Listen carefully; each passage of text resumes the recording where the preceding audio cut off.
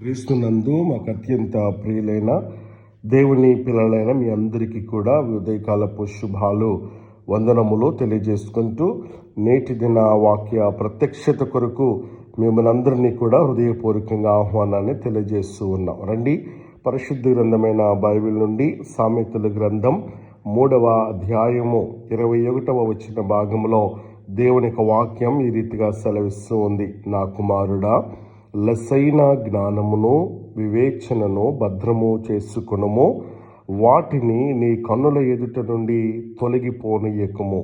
ప్రభునందు ప్రియ దేవుని బిడ్డలారా, ఈరోజు ఈ యొక్క వాక్యం మన జీవితానికి ఒక హెచ్చరిక లాంటిది, ఒక మార్గదర్శకం, ఒక రక్షణ గోడ. దేవుడు చెబుతున్నటువంటి మాట, జ్ఞానమును వివేకమును కాపాడుకొనుము అని చెప్పేసి.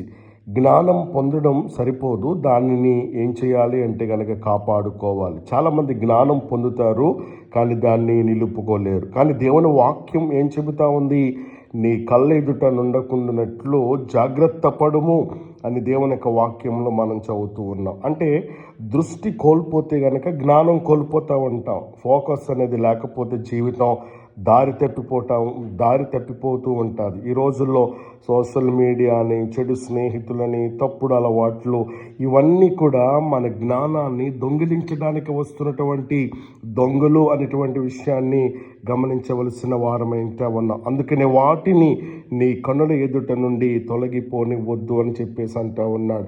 జ్ఞానం కళ్ళ ముందు ఉండాలి. మనం ఏం చూస్తున్నామో అదే మనం అవుతాం. కాబట్టి నీ కళ్ళ ముందు దేవుని వాక్యం ఉంటే జీవితం అనేది పవిత్రమవుతూ ఉంటుంది. నీ కళ్ళు ముందు లోక విషయాలు ఉంటే గనక నీ జీవితం అనేది కలుషితమవుతూ ఉంటుంది. కాబట్టి నీ ఫోకస్ నీ భవిష్యత్తు అనేటువంటి విషయాన్ని నేను జ్ఞాపకం చేస్తూ ఉన్నాను. వివేకం జీవితం కాపాడే రక్షణ వంటిది. వివేకం అనేది లేకపోతే గనక మంచి అవకాశాలు కూడా ప్రమాదంగా మారుతూ ఉంటాయి.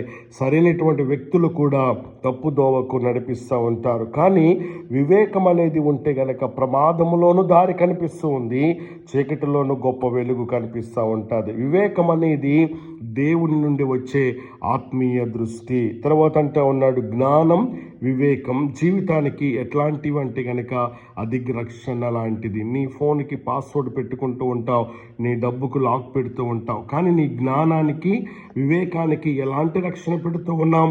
దేవుడు చెబుతూ ఉన్నాడు, దానిని కాపాడుకో అంటూ ఉన్నాడు. అంటే చెడు మాటల నుండి కాపాడుకోవాలి, చెడు స్నేహితుల నుండి కాపాడుకోవాలి, చెడు ఆలోచనల నుండి కూడా మనము కాపాడుకోవాలి. కనుక ఈ రోజున మనము పరిశీలించుకోవలసినటువంటి వారం ఏంటో ఉన్నాం. ప్రతిరోజు కూడా మన మనస్సును పరిశీలించాలి. మన కళ్ళ ముందు ఏమి ఉంచుతున్నామో జాగ్రత్త పడాలి. మంచి స్నేహితులను ఎంచుకోవాలి. దేవుని వాక్యాన్ని ఎప్పుడు కూడా దృష్టిలో పెట్టుకోవాలనే విషయాన్ని నేను మీకు జ్ఞాపకం చేస్తూ ఉన్నాను.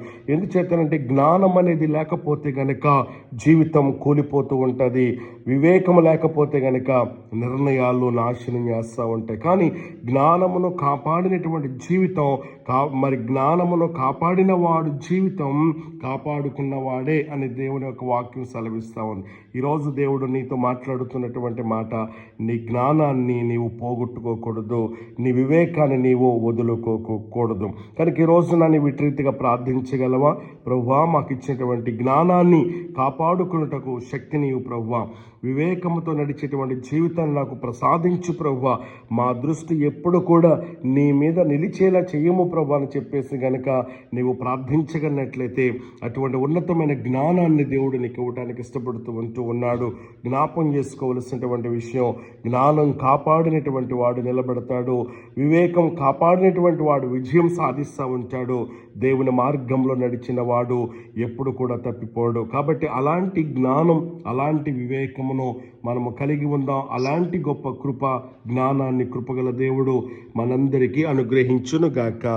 ఆమేన్.